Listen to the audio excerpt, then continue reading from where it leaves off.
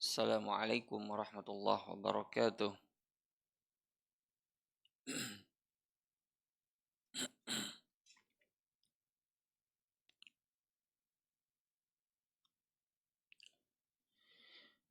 Abda bismillahi musta'ina radin bihi mudabbiran mu'ina walhamdulillahi kama hadana ila sabilil haqqi wajtabana ahmaduhu subhanahu wa ashkuruh wa min masawi amali astaghfiruh wa asta'inuhu ala nailir ridha wa astamiddu lutfahu fima qada wa ba'du inni bil yakini ashhadu syahadatal ikhlasi alla yu'badu bil haqqi ma'luhun siwar rahmani man jalla an aibin wa an nuqsani wa anna khaira khalqihi muhammada man ja'ana bil bayyinati wal huda rasuluhu ila jami'il khalqi bin nuri wal huda wa dinil haqqi shalla alaihi rabbuna wa majjada wal ali wa sahbihi dawaman sarmada wa ba'd.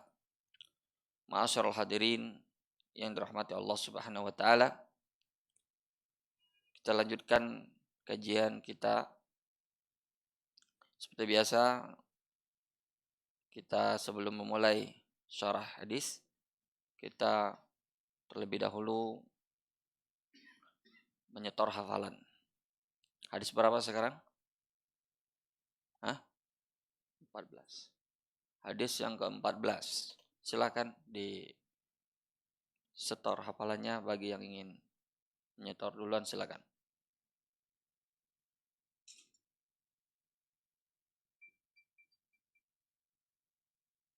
Tidak ada yang mau setor?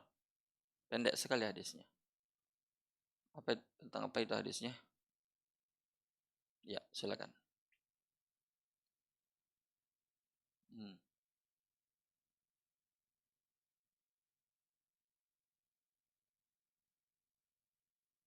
Hmm. Hmm. Hmm. Nah, sallallahu alaihi wasallam.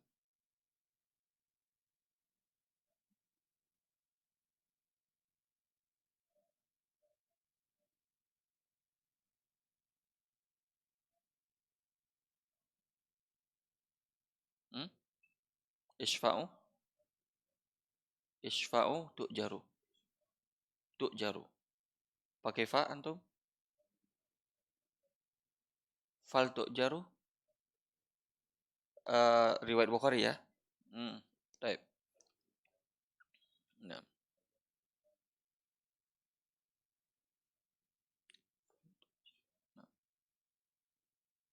Nah, jadi lafaz Bukhari fal tu'jaru, kalau yang di kitabnya Syekh itu lafaznya Imam Muslim. Nah, karena kalau seandainya hadis itu diriwayatkan oleh Bukhari dan Muslim, kan hadis ini muttafaqun alaih toh. Hadisnya diriwayatkan oleh Bukhari dan Muslim dari sahabat yang sama, maka mestinya yang dipilih itu adalah lafaznya Muslim. Tapi yang ingin menyetor dari lafaz Imam Bukhari tidak ada masalah. Kalau ada yang bertanya kenapa dari lafaznya Imam Muslim, maka kita katakan dari sisi taharri bil alfaz, Imam Muslim lebih dhabit, lebih kuat, lebih bagus diambil dari lafaznya karena beliau mengambilnya dari usulnya. Kalau Imam Bukhari kadang dari hafalannya, tapi eh, bukan berarti Imam Bukhari sembarang meriwayatkan. Baik. Imam Muslim fal tu'jaru juga. Ada yang punya nuskhah Imam Muslim? Kalau anak tidak pakai fal tu'jaru karena dia sigohnya adalah syarat dan langsung masyurut. Yani isfa'u tu'jaru kayak begitu. Isfa'u tu'jaru. Ada yang bawa nuskhah Imam Muslim, yang pakai hafalannya pakai nuskhah Imam Muslim? Tidak ada ya. Baik, tidak masalah. Taib. Barakallahu fikum wa jazakallahu khair. Tafadhal. Siapa lagi yang ingin menyetor hafalannya? Jazakallahu khair.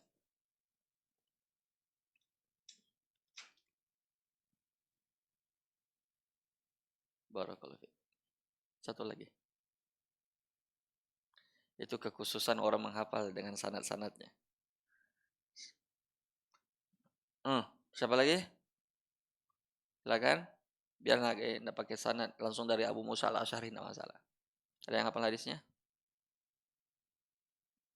Anna Nabi sallallahu alaihi wasallam kana idza atahu sa'il aw talib hajah. Ada yang hafal? Tidak ada lagi? Baik. Kalau tidak ada, kita langsung saja masuk ke syarah atau maksud dari hadisnya. Hadis ini barakallahu fikum, hadis tentang keutamaan memberi syafaat. Ya, dari sahabat yang mulia Abu Musa al-Asy'ari radhiyallahu taala anhu, Nabi sallallahu alaihi wasallam kana idza atahu sa'ilun aw talib hajah qala isfa'u tu'jaru wa yaqdillah lisan rasulihi masya. Muttafaqun alaih. Ini yang ana hafal dari hadisnya ini. Tidak pakai fal tu'jaru. Tapi nanti dicek dari lafaznya Imam Muslim. Ada yang sudah cek dari lafaznya Imam Muslim fal tu'jaru juga? Sudah ada juga fal tu'jaru juga dari Sahih Muslim ya. Baik. Barakallahu fiik. Baik. Hadis ini berbicara tentang usul ya.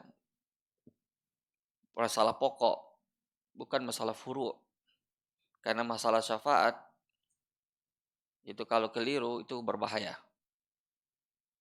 Maka kita harus memiliki dirayah, memiliki pemahaman yang jelas tentang masalah syafaat ini.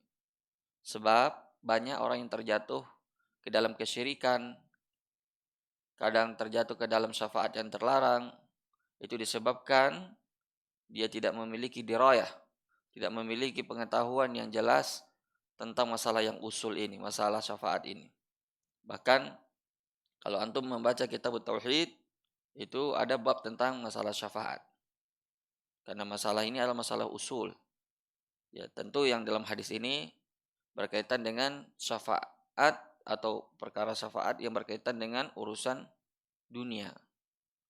Adapun syafaat dalam masalah kitab Tauhid berkaitan dengan masalah akidah, itu berkaitan nanti dengan syafaat di hari kiamat.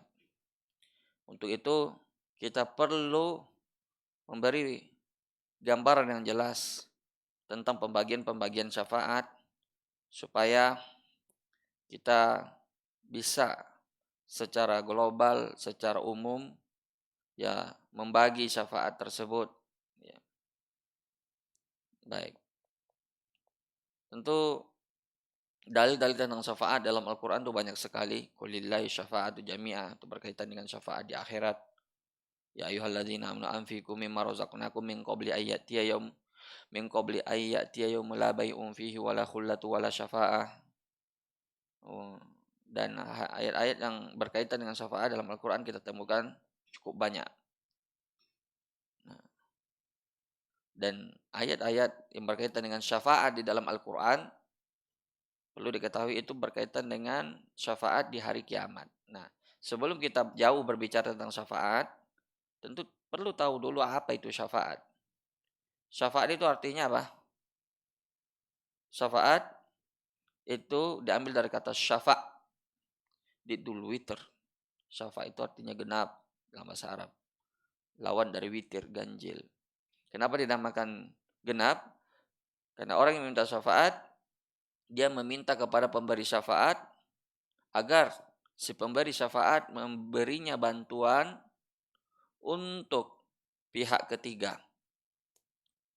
Seperti misalnya ada orang mau melamar ke suatu perusahaan dan dia minta tolong pada orang dalam perusahaan yang dikenal oleh pemimpin perusahaan, tolong beri syafaat saya di sisi pemilik perusahaan ini atau bos perusahaan ini agar saya bisa diterima. Kurang lebih seperti itu gambarannya. Dan bab yang kita pelajari ini seperti yang saya katakan tadi itu berkaitan dengan syafaat perkara dunia. Adapun kalau kita temukan bab syafaat dalam kitab Tauhid itu berkaitan dengan syafaat yang berkaitan dengan keyakinan, sehingga dia datang untuk membantah keyakinan kaum musyrikin, ya, terhadap keyakinan mereka yang melegalkan kesyirikan dengan dalil minta syafaat. Karena mereka meminta syafaat kepada selain Allah, kepada orang-orang yang mereka anggap soleh seperti Lata dan Uzza yang meninggal kemudian dijadikan sesembahan, ya mereka minta syafaat. Bahkan setelah Islam datang, banyak lagi orang yang menjadikan nabi mereka seperti Nabi Muhammad Sallallahu Alaihi Wasallam dimintai syafaat oleh mereka. Padahal orang yang sudah meninggal itu tidak boleh dimintai syafaat. Dalilnya, ketika Nabi sudah meninggal dan terjadi banyak sekali masalah di kalangan sahabat Nabi, mulai dari peperangan, mulai dari musibah-musibah seperti musim paceklik di masa Umar bin Khattab, mulai dari siapa yang berhak menjadi pemimpin. Ya, itu banyak masalah yang dihadapi sahabat, tapi satupun tidak ada yang meminta-minta sama Nabi. Bahkan Umar bin Khattab radhiyallahu taala ketika terjadi musim paceklik yang sangat lama, bahkan pada masa itu tidak ada atau para pencuri tidak dihukum pidana potong tangan karena orang mencuri karena terdesak kebutuhan. Sampai-sampai Umar datang kepada Abbas, paman Nabi, lalu berkata, dulu waktu Nabi hidup, kami meminta syafaat kepada beliau, artinya minta didoakan. Tapi tatkala beliau meninggal, maka kami meminta syafaat kepada paman Nabi. Lalu Abbas pun berdoa, ya Allah, sesungguhnya musibah ini karena dosa-dosa kami. Maka ampunilah kami, dan akhirnya Allah pun menurunkan hujan. Nah, ini menunjukkan bahwa syafaat kepada orang hidup dan mampu dia lakukan itu boleh. Dan dalil yang lain atau masalah yang lain bahwa meminta syafaat kepada orang mati itu dimaklumi oleh para sahabat itu tidak boleh. Seandainya boleh, maka Nabi yang mereka datangi bukan Abbas, karena Nabi dikuburkan di Madinah. Apa salahnya Umar datang ke kuburan Nabi lalu meminta kepada Nabi, ya Rasulullah, kami sedang ditimpa oleh paceklik, tolong doakan kami kepada Allah agar Allah turunkan kami hujan. Tapi Umar dan para sahabat yang lain tidak ada satupun diriwayatkan mereka datang meminta-minta syafaat kepada Nabi. Ini syafaat yang berkaitan dengan masalah akhirat. Nah, ini gambaran umum tentang syafaat. Lalu setelah itu kita datang terkait dengan pembagian-pembagian syafaat, atau sebelumnya kita berbicara agar kita memiliki pemahaman yang lebih lengkap tentang syafaat ini, sikap kelompok-kelompok dalam memahami syafaat supaya kita memiliki perbandingan. Ya, kan ada namanya tesis, antitesis, pembanding. Kita harus memiliki kontras, ya, menyamakan dan membeda-bedakan supaya kita tahu di mana posisi kita di antara sekian kelompok. Dari membanding-bandingkan kita punya keyakinan atau punya pemahaman dengan kelompok lain, dengan demikian kita tahu wasatiyahnya pemahaman kita, pertengahan. Kelompok Khawarij, kelompok Mu'tazilah, mereka menolak ini syafaat. Ya. Mereka mengingkari syafaat. Yang dimaksud dengan syafaat yang mereka ingkari di sini adalah syafaat di hari kiamat. Mereka mengingkari syafaat bagi pelaku dosa besar karena bagi mereka pelaku dosa besar itu telah kafir, murtad, keluar dari agama Islam. Karena bagi mereka iman itu perkara yang tidak bisa dibagi-bagi. Sehingga kalau dia melakukan dosa besar, dia hukumnya seperti hukumnya orang kafir. Dalam hal ini ada persamaan dan perbedaan antara Khawarij dan Mu'tazilah. Persamaannya ada yang tahu? Antara Khawarij dan Mu'tazilah? Sama-sama sikap mereka terhadap pelaku dosa besar. Siapa yang tahu persamaan kelompok Khawarij dan Mu'tazilah sikap mereka terhadap pelaku dosa besar? Dan apa perbedaan mereka? Ada yang tahu tidak? Apa perbedaan dan persamaan antara kelompok Mu'tazilah dan Khawarij menyikapi pelaku dosa besar? Silakan kalau ada yang bisa jawab.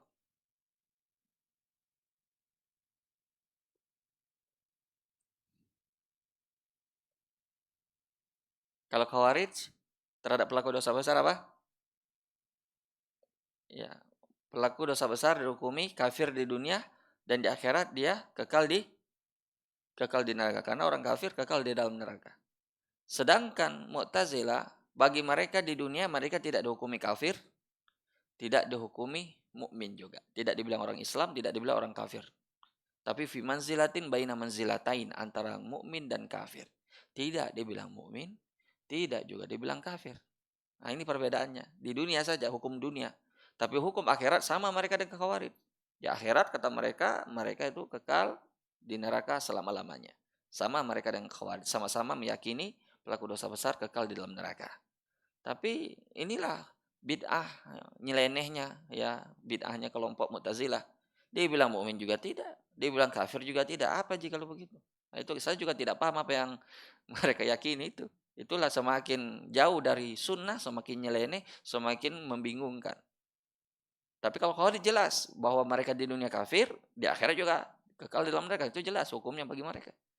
Tapi Mu'tazilah ini tidak jelas. Di dunia katanya bukan orang Islam juga, tapi bukan orang kafir juga. Fi manzilatin baina manzilatin. Ini bid'ahnya Mu'tazilah ini. Belum ada yang mendahului mereka dalam masalah ini. Nah, ini persamaannya. Jadi persamaannya apa dengan Khawarij? Sama-sama menghukumi kafir di akhirat, sama-sama kekal di dalam neraka. Tapi kalau di dunia mereka berbeda. Persamaan mereka sama-sama menghukumi kafir pelaku dosa besar. Baik. Jadi itu ahlu bid'ah yang menyikapi masalah syafaat. Mereka menolak syafaat untuk pelaku dosa besar di hari kiamat. Sedangkan ahlu sunnah, mereka meyakini bahwa pelaku dosa besar nanti didapat syafaat di hari kiamat. Jika Allah menghendaki. Makanya kita meyakini pelaku dosa besar itu tahtal masyiah. Di bawah kehendak. Insya'a azabah. Jika Allah berkehendak, Allah siksa dia karena dosanya. Tapi tidak kekal. Karena yang kekal itu ada orang yang tidak beriman. Orang yang keluar dari keimanan. Wa insya'a ghafarallah. Namun jika Allah kehendaki, dia Allah ampuni dengan syafaat tadi itu. Dengan adanya syafaat. Makanya nanti akan datang penjelasan bagaimana syafaat itu bisa menyelamatkan orang yang tadinya mestinya masuk neraka, tapi tidak jadi masuk neraka. Atau yang tadinya mestinya masuk surga level bawah, dapat syafaat, dapat surga level atas. Itu ada syafaat-syafaat seperti itu. Bahkan Nabi ada syafaat khususnya yang dikenal dengan syafaat uzmah. Syafaat yang hanya diberikan oleh Allah kepada Nabi. Yang mana Nabi Ulul Azmi yang lainnya minta uzur. Ketika pada saat itu manusia berdiri di padang mahsyar 50.000 tahun. Lamanya. Satu harinya 50.000 tahun. Sampai-sampai mereka datang kepada Nabi Adam sebagai bapaknya para nabi untuk meminta agar Adam mengatakan ya, kepada Allah agar cepat diputuskan ya perkaranya. Yang di surga silakan masuk surga, yang neraka biar masuk neraka. Ini tidak mampu lagi kita ya berdiri di padang mahsyar seperti ini. Matahari jaraknya cuma 1 jengkal di kepala. Kemudian manusia dalam keadaan telanjang. Kemudian tenggelam oleh keringatnya, tergantung kadar dosanya. Sangat sulit kondisi pada masa itu. Datang kepada Nabi Adam minta uzur dan menyebutkan kesalahannya. Datang kepada Nabi Nuh minta uzur. Datang kepada Nabi Musa, pertama Nabi Ibrahim dulu, Nabi Ibrahim minta uzur. Datang kepada Nabi Musa minta uzur. Datang kepada Nabi Isa pun minta uzur. Sampai akhirnya datang kepada Nabi Muhammad. Hiyali, ini untuk saya kata Nabi. Akhirnya itu kemuliaannya Nabi. Itu akhirnya Nabi sujud dengan sujud yang lama, yang panjang, dan lalu diilhamkan oleh Allah untuk berdoa dengan doa yang panjang sampai isfa tusyafa, yakni minta syafaat maka kamu akan diberi syafaat. Nah, akhirnya diputuskan perkara manusia. Nah, ini syafaat khusus untuk Nabi. Sebagaimana syafaat khusus untuk Nabi juga memberi syafaat kepada pamannya Abu Thalib yang tadinya mestinya dikerak-keraknya neraka karena mati dalam keadaan kafir. Tapi karena jasanya ketika hidup, akhirnya dijadikan oleh Allah lewat syafaat Nabi jadi orang yang mendapatkan keringanan dari siksa neraka sehingga dia ditaruh di paling atas, bukan lagi di paling bawah. Namun demikian dia masih tetap merasakan bahwa dialah yang paling berat siksaannya karena disebutkan bahwa dia memakai sandal dari neraka sampai kepalanya mendidih. Dan dia merasa dialah yang paling berat siksaannya. Padahal itu adalah siksaan teringan. Kemudian ada syafaat yang berserikat dengannya Nabi dan yang lainnya. Orang-orang soleh, para malaikat. Yaitu mengeluarkan orang-orang pelaku dosa besar ini dari apa? dari neraka. Disuruh cari nanti orang-orang yang dikenal, orang-orang yang ingin dikeluarkan dari neraka. Tentu dengan syarat-syarat syafaat yang sudah ma'ruf itu ada dibahas dan dikaji dalam ilmu akidah atau ilmu tauhid. Inilah syafaat secara global tentang berkaitan dengan pemahamannya Ahlussunnah wal Jamaah ya berkaitan dengan syafaat akhirat. Itu untuk penerima syafaat. Adapun berkaitan dengan jenis-jenis syafaat. Nah, ini kita harus bisa membedakan pembagian syafaat. Pembagian syafaat kita globalkan saja, kita umumkan. Yang pertama ada namanya syafaat musbatah dan syafaat manfiyah. Musbatah yang ditetapkan, yang dibolehkan, syafaat manfiyah yang dinafikan. Musbatah, nah ini dia yang dibolehkan yaitu minta syafaat kepada Allah Subhanahu wa taala itu dibolehkan, ditetapkan di dalam syariat. Ya. Adapun manfiyah meminta syafaat kepada selain Allah yang tidak mampu dilakukan kecuali hanya oleh Allah. Nah, ini yang dinafikan. Nah, kalau kita tidak bisa membagikan syafaat ini, jatuhlah kita seperti orang-orang khurafiyin, orang-orang sufi yang mengagung-agungkan Nabi katanya, karena Nabi dekat kedudukannya dengan Allah, sehingga boleh hukumnya minta syafaat kepada Nabi atau orang-orang soleh, para wali katanya. Ini karena mereka tidak memiliki pembagian seperti ini. Kalau kita Ahlussunnah pertengahan, kita tidak menjatuhkan kedudukan mereka sebagai hamba Allah yang dekat dengannya, tapi kita tidak juga ekstrim dan gulu terhadap mereka sehingga kita tidak menyembahnya sampai berdoa dan meminta kepadanya. Kita meminta kepada pemilik syafaat yaitu Allah Subhanahu wa taala. Adapun jika syafaat itu mampu dilakukan, inilah manfaat yang syafaat musbatah namanya, syafaat yang ditetapkan, yaitu pemberi syafaat mampu melakukannya. Hadir dia, bukan dia gaib dan dia yang kedua mampu melakukannya. Adapun kalau dia mati, sudah meninggal, otomatis dia tidak mampu melakukannya dan diminta-mintai. Inilah kesyirikannya jahiliyah zaman dahulu. Dan inilah pembahasan ini hadis sebenarnya berkaitan dengan syafaat musbatah. Dan perkara ya meminta syafaat musbatah ini adalah perkara mubah, perkara yang boleh, bahkan dianjurkan. Isfa'u fal tu'jaru. Ana pakai riwayat itu ya. Berilah syafaat maka kamu akan diberi pahala. Kenapa? Karena ini babnya adalah bab ta'awun al-birri wa taqwa. Tolong menolong dalam kebaikan. Jadi ini perlu kita luruskan, kita punya persepsi terhadap masalah syafaat ini. Banyak orang yang mengira bahwa kalau ada yang diberi syafaat, misalnya masuk pada perguruan tinggi, masuk kepada kantor atau perusahaan tertentu, dikira itu KKN. Sebetulnya tidak. Bahkan untuk ke kampus Jamiah Islamiyah misalnya, kita perlu minta syafaat. Kalau tidak, kita tidak ditahu dari mana kita, apa pemikiran kita, apa latar belakang kita, tahu-tahu kita mendaftar. Ya walaupun kita memiliki hafalan 30 juz, mungkin bisa bahasa Arab mungkin, tapi kita tidak memiliki rekomendasi misalnya dari orang yang pernah keluar dari sana, maka kita juga kemungkinan kecilnya untuk diterima itu ya mungkin sekali kita tidak diterima di sana karena tidak dikenal. Nah, inilah syafaat. Tapi kalau ada yang memberi kita rekomendasi dari orang yang dikenal misalnya oleh pihak kampus, pernah kuliah di sana dan dia dikenal di sana dengan orang yang baik, pemikirannya baik, manhajnya baik, maka bisa saja dikasih kelulusan. Mungkin kita juga tidak memiliki mungkin hafalan 30 juz, mungkin 15 juz saja mungkin misalnya gitu. Nah, inilah syafaat yang terpuji, syafaat yang terpuji. Dan itu banyak ya. Nah, dan dikisahkan dari Syekh bin Baz rahimahullah taala ketika beliau memberi syafaat kepada beberapa orang dai di Afrika, dai kepada sunnah yang divonis hukuman mati oleh presidennya. Disebutkan dalam biografi beliau sekitar jam 10 malam begitu beliau menelpon langsung Raja Abdullah, pada masa itu adalah Raja Abdullah sebelum Raja Salman yang sekarang. Raja Abdullah. Diteleponlah Raja Abdullah karena mereka memiliki hubungan yang kuat dengan presidennya Afrika waktu itu agar membatalkan hukuman gantung karena besok paginya mereka akan dihukum mati. Akhirnya ditelepon malam-malam Raja Abdullah dan Raja Abdullah merespon dengan cepat. Akhirnya dibatalkan hukuman gantung tersebut. Nah, ini contoh syafaat yang terpuji. syafaat yang bisa menyelamatkan orang dari mudarat, dari bahaya. Dan itu banyak sekali. Ya misalnya syafaat-syafaat yang bisa memberikan manfaat kepada orang lain. Dan sebaliknya. Jadi kalau begitu syafaat itu kita bisa bagi dua. Ada syafaat yang dibolehkan dan ada syafaat yang dilarang. Sebagaimana Allah mengatakan ta'awanu 'alal birri wat taqwa wala ta'awanu 'alal ismi wal udwan.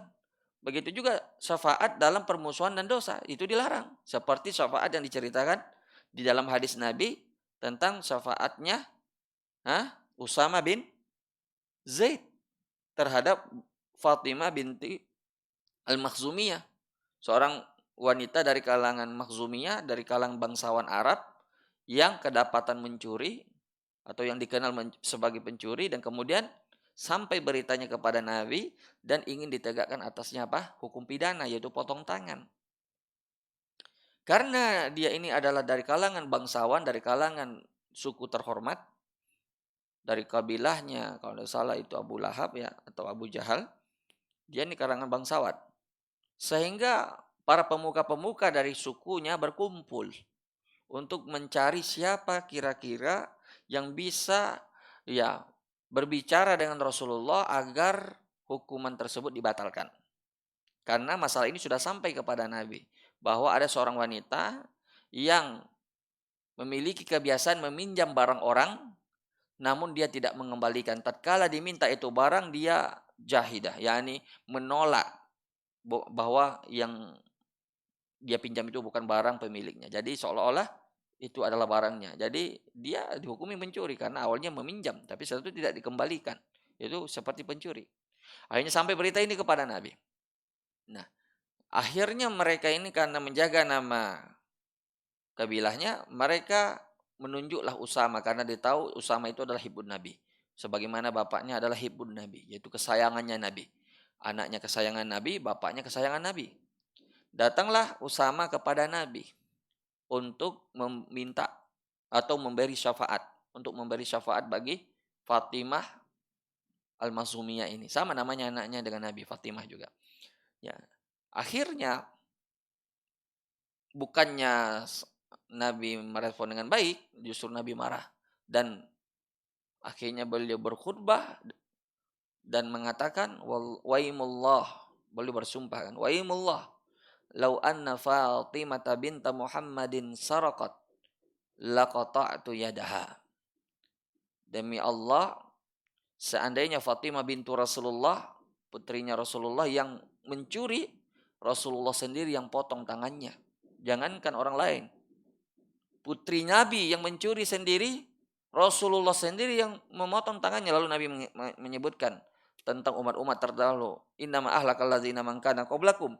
Ya, binasanya umat-umat sebelum kalian disebabkan oleh apabila orang besarnya, orang-orang terhormatnya mencuri atau melakukan kesalahan tidak pidana, ya hukum pura-pura tidak tahu. Tapi ketika orang kecil yang bersalah, hukum cepat-cepat ditegakkan. Inilah menyebabkan binasanya umat-umat terdahulu. Ini disebutkan oleh Nabi dalam hadisnya. Ini namanya syafaat yang terlarang, yang tercela. Tidak boleh ta'awun alal ismi wal udwan.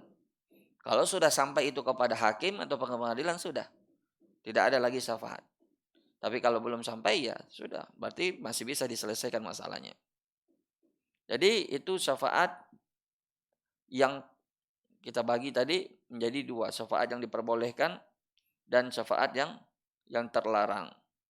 Jadi itu hukum asalnya syafaat yang berkaitan dengan bab ini. Lalu apa dia bilang Syekh Abdurrahman As-Sa'di berkaitan dengan hadis ini? Beliau mengatakan dalam syarahnya dalam hadis ini, tidak jauh dari apa yang kita jelaskan tadi, cuma kita merinci tadi supaya mudah untuk dipahami. Karena ilmu itu banyak ya. Kalau kita tidak menata dengan rapi ya, dengan mengklasifikasikan, membanding-bandingkan, lalu kita menganalisanya dari mana yang diperbolehkan, mana yang dilarang, maka kita tidak akan paham apa maksudnya, tidak sampai kita pada tujuannya. Ya, harus ada seperti itu. Kalau tidak kita susah untuk memahaminya. Nah, Syekh mengatakan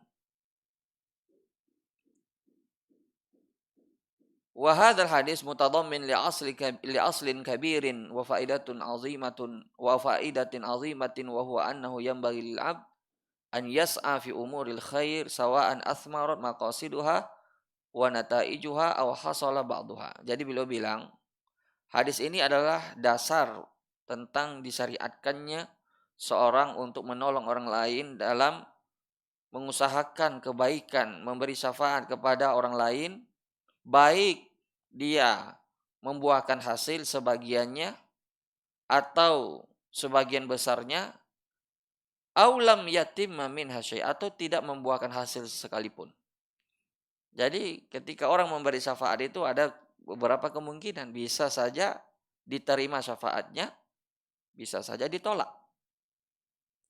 Tapi kata Syekh, wa dzalika kasyafa li ashabil hajah indal muluk wal kubara wa man ta'allaqat hajatuhum bihim fa inna katsiran minan nas yamtani'u minas sa'i fiha idza lam ya'lam qabulu syafaati. Ini nasihat bagi orang yang khawatir memberi syafaat kepada orang lain, khawatir kalau syafaatnya tidak diterima di sisi raja kah, di sisi pembesar-pembesar. Karena cemas tidak diterima atau dia menduga syafaatnya tidak diterima, sehingga tatkala mereka tidak mau berusaha. Padahal sebetulnya ada suatu kaidah yang perlu kita paham, bahwa al-ibrah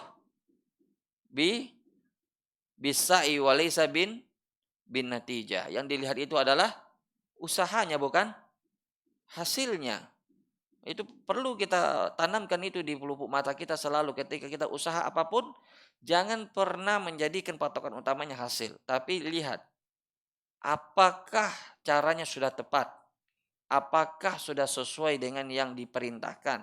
Adapun hasilnya kita serahkan kepada Allah. Inilah tawakal yang benar.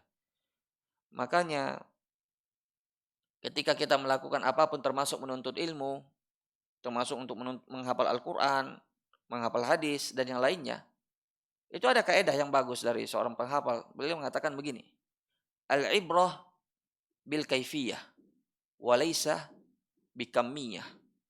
Yang dilihat itu adalah metodenya, caranya, kaifiyahnya, walaysa bikamiyah, bukan banyaknya yang dia hafal. Ketika orang tidak memiliki metode yang benar atau cara yang tepat, manhajiyah namanya, dalam menghafal, walaupun akhirnya nanti dia bisa menjadi penghafal, katakanlah dia hafal Al-Quran 30 juz, bisa ditebak, akhirnya dia akan tinggalkan ini hafalan. Dia sudah tidak berjalan di atas manhaji yang benar. Jadi targetnya cuma ingin jadi penghafal. Hafal dia 30 juz. Nah, akhirnya apa yang terjadi? Dia tinggalkan itu Al-Quran setelah itu. Kenapa? Karena dia sudah hafal. Dan itu banyak kita temukan. Berapa hafalan tak? Berapa hafalanmu? Dia bilang 30 juz. Berapa sisa? 2 juz. 3 juz. Ada yang sisa 5 juz. Kemarin Ana mentes beberapa orang mahasiswa. Berapa hafalannya?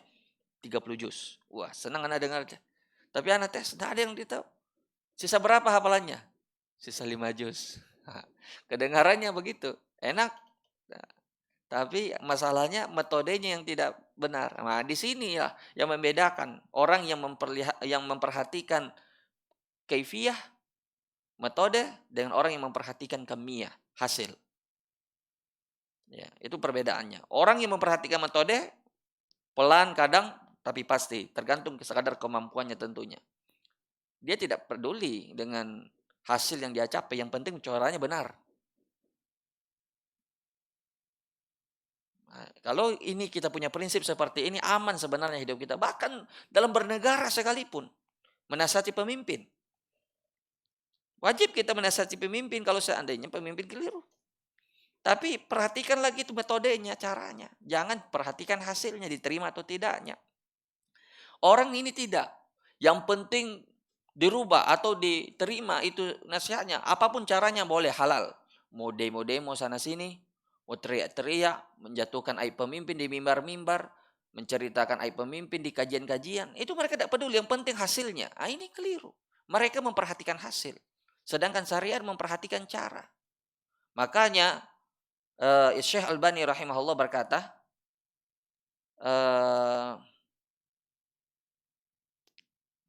al-ghayah la tubarrirul wasail.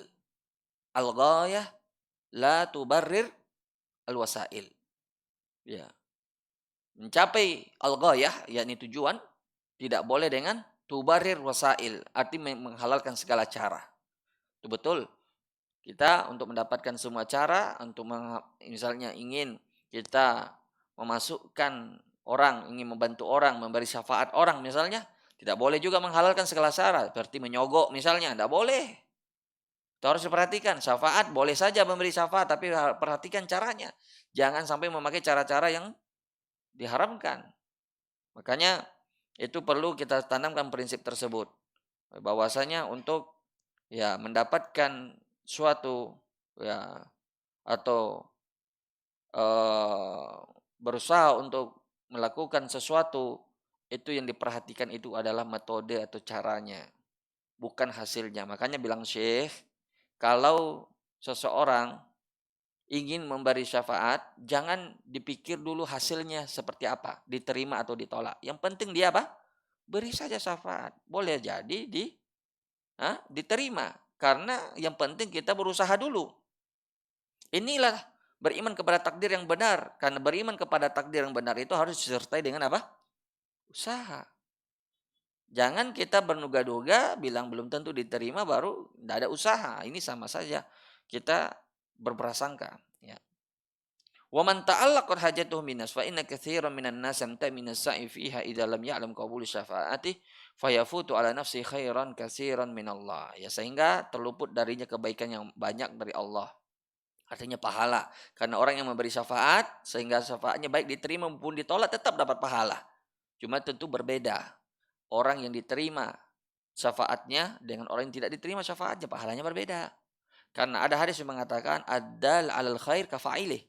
Orang yang menunjukkan kepada kebaikan, maka dia mendapatkan pahala seperti pelakunya tanpa mengurangi pahala pelakunya sedikit pun.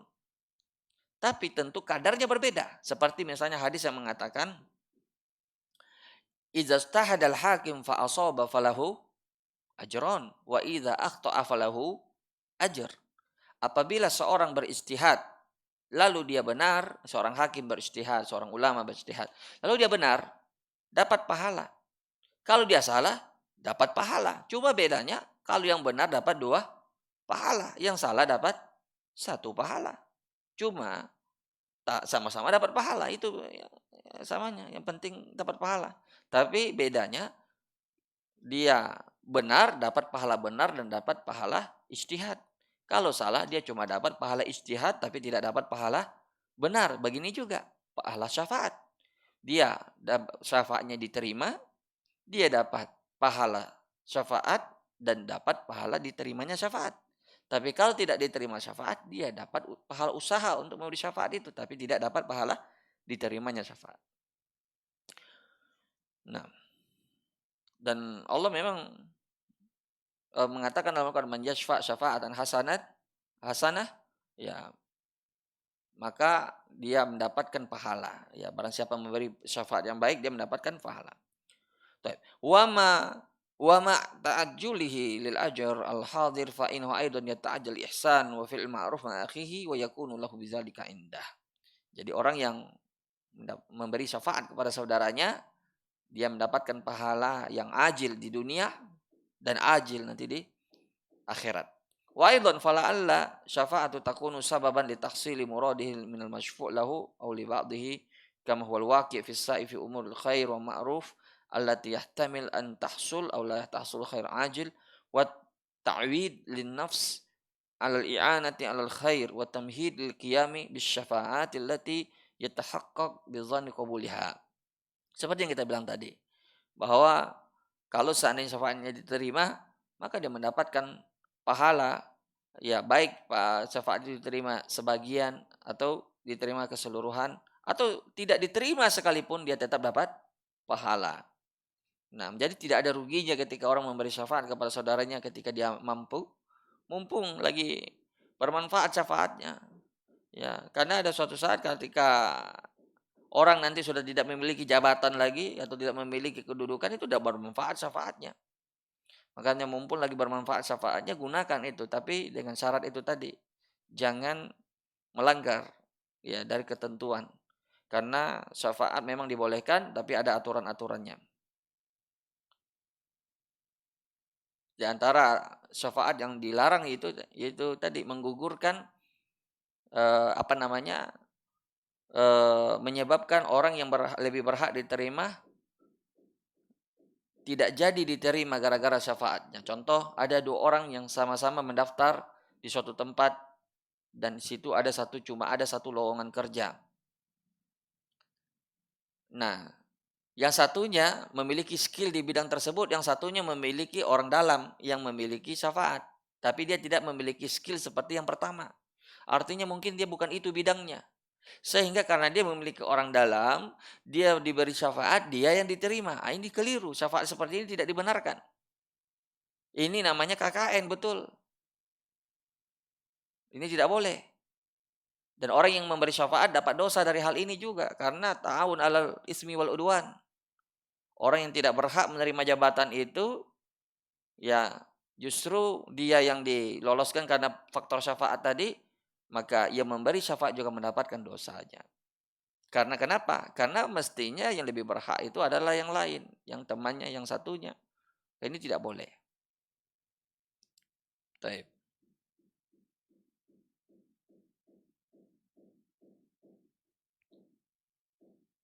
Wa qala Syekh kamal maratib risalah fa kullu aqwali wa af'ali wa hadihi wa akhlaqihi wa ubudiyyatihi lillah muta'alliqati bi mujibatillahi wa lam yakun fi haqqihi syai' mubah mahd la sawab fihi wala ajr. Artinya berkaitan dengan Nabi SAW tentang kesempurnaan risalah yang beliau bawa, kesempurnaan beliau sebagai pembawa risalah, baik dari perkataannya, perbuatannya, maupun petunjuknya, akhlaknya, serta peribadatannya kepada Allah, itu layak untuk dijadikan contoh. Bahkan tidak ada satupun dari perbuatan beliau hanya sekadar perkara yang tidak mendatangkan pahala, kata beliau. Nah, jadi di sini beliau menjelaskan tentang hadis lanjutannya tadi, yaitu wa yaqdillah ala lisani wa yaqdillahu ala lisani rasulihi ma yasha. Allah menetapkan di lewat lisan Rasulullah apa yang dikehendaki. Maksudnya bahwa nabi ini memang manusia pilihan. Apapun yang Allah inginkan untuk disampaikan kepada umat mesti melewat Nabi Shallallahu alaihi wasallam. Makanya ketika Abdullah bin Amr bin As dapat syubhat dari orang-orang Quraisy tentang Nabi Muhammad bahwasanya dia juga manusia biasa, kadang dia ridho, kadang dia marah. Kenapa kalian mencatat perkataannya? Dia manusia biasa. Kadang dia bisa terbawa oleh emosinya, terbawa oleh nafsunya.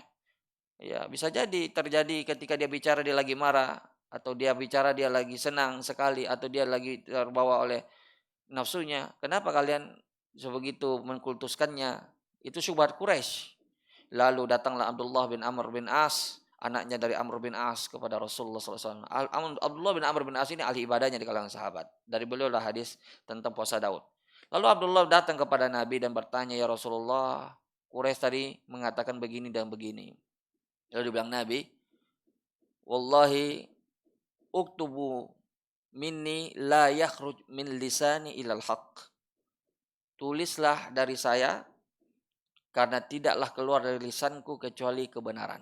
Jadi Nabi memang maksum. Itulah maksum definisinya, bahwa Nabi terpelihara. Ketika ada kesalahan yang dilakukan, Nabi langsung datang teguran dari Allah Subhanahu wa taala. Jadi Nabi mengatakan uktub ini. Tetap tulis dari saya karena tidaklah keluar dari lisanku kecuali kebenaran. Itu bantahan bagi syubhat orang-orang Quraisy tadi. Inilah maksud dari beliau, bahwa Allah apabila menginginkan bagi hambanya suatu perintah, suatu larangan, apa yang mendekatkan mereka kepada Allah, apa yang dilarang oleh Allah, itu semua lewat perantara baginda Rasulullah Sallallahu Alaihi Wasallam, disampaikan lewat perantara lisannya. Allah taala alam. Barangkali ini ya penjelasan dari hadis ini, mudah-mudahan Allah Subhanahu Wa Taala yang memberikan kita pemahaman terhadap hadis ini. Sekiranya ada yang mau ditanyakan silakan. Kalau tidak ada, kita cukupkan dulu sampai di sini. Silakan kalau ada yang ingin bertanya. Ya. Hmm.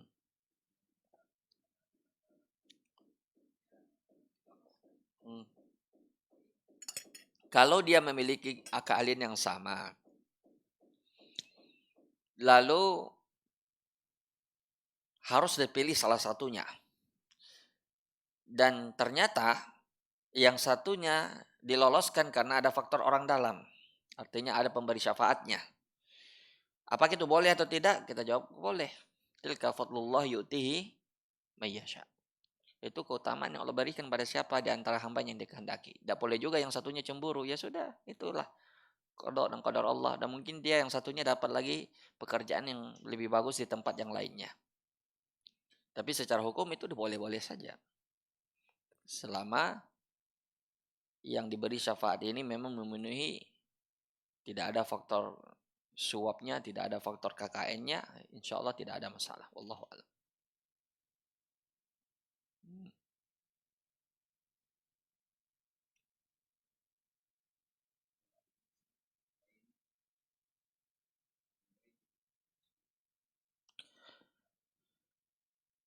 Ana tidak paham itu hadisnya, apa maksud dari tambahan lafaz itu. Kiflainnya itu berarti 2 kali apa namanya pahala. Cuma Anda tidak paham apa maksudnya dari hadis itu. Nanti insya Allah mudah-mudahan pertemuan depan Anda coba lihat syarahnya Al-Hafiz ya, dalam Fathul Bari mengenai hadis ini. Insya Allah pekan depan tolong diingatkan Ana akan sampaikan insya Allah.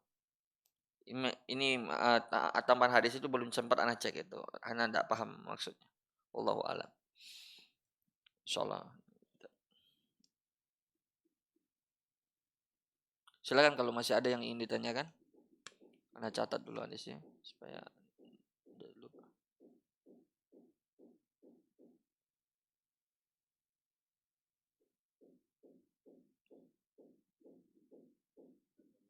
Ya,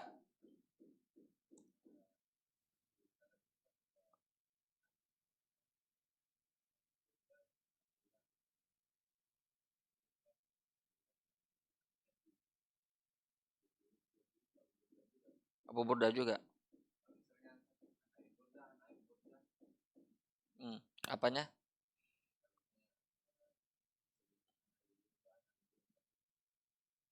Maksudnya sebagai pengganti dari penyebutan jadinya. Tidak ada masalah.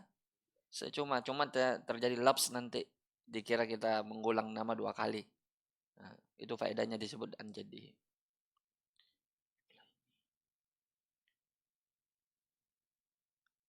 Oh iya,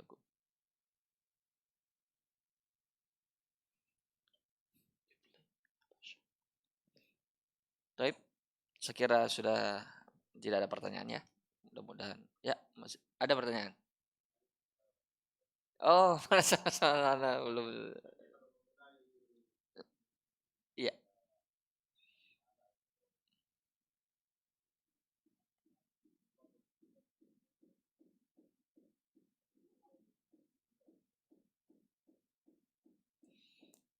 iya. Ini Anda lihat ada beberapa ustadz itu ketika eh, mengomentari sebagian ikhwah yang selalu memulai SMS misalnya dengan bismillah, lalu dia baru bertanya atau membuat chat atau apa. Ah, ada yang sependapat, ada yang juga tidak sependapat. Nah, ada yang mengatakan ini beda statusnya dengan surat yang ditulis oleh Nabi. Ada yang mengatakan ini bukan ya hadis yang masyhur itu, yang siapa yang tidak memulai dengan basmalah maka amalannya terputus karena hadisnya lemah. Sehingga hukum asalnya itu tidak ada tuntunan khusus atau pengkhususan dalam masalah basmalah dalam awal amalan ataupun dalam menulis surat ataupun hal yang lainnya. Tapi kalau dia ingin menulis basmalah saja, sekedar dia bagian dari zikir, keumuman zikir bukan pengkhususan, maka itu tidak mengapa. Artinya sebagai bagian dari zikir dalam keumuman. Dia mau baca bismillah atau bismillahirrahmanirrahim. sebagai bentuk zikir mengingat Allah Subhanahu wa taala tanpa ada pengkhususan, karena dalil-dalil yang tadi kita sebutkan tidak ada yang mendukung, ya maka tidak mengapa. Ini pendapat sebagian yang lain. Adapun pendapat anak pribadi, anak belum mendalami masalah ini sebetulnya. Jadi anak tidak berpendapat dalam masalah ini. Apakah baca basmalah atau tidak, ataukah awal ah oh iya, apakah dia basmalah atau tasmiyah? Kalau basmalah berarti bismillahirrahmanirrahim, tasmiyah artinya bismillah saja. Ya, apakah itu ditulis di awal atau tidak? Ini belum ana dalami. Jadi ana untuk sekarang tawakuf aja dulu ya, no comment ya. Tapi insya Allah kalau seandainya ana ingat, ya itu menarik juga untuk didalami karena ini berkaitan dengan juga kebiasaan kita sehari-hari kan. Kita menulis, kita mau ngirim chat. Bahkan rasanya kalau orang yang memegang ini pendapat kalau kita tidak baca basmalah dulu dianggap kita kurang sopan, ya kan? Langsung-langsung aja chat-chat begitu. Padahal apakah ini dalil yang dipegang ini betul betul apa tidak? Nah, ini perlu dicek lagi. Kadang-kadang jangan sampai kita berkeyakinan pada suatu yang tidak benar. Nah, ini perlu ya, menarik untuk diteliti. Baiklah, kalau seandainya tidak ada lagi pertanyaan yang lain, kita cukupkan. Subhanallah bihamdik, syada la ilaha illa anta astaghfiruka wa atubu ilaik. Assalamualaikum warahmatullahi wabarakatuh.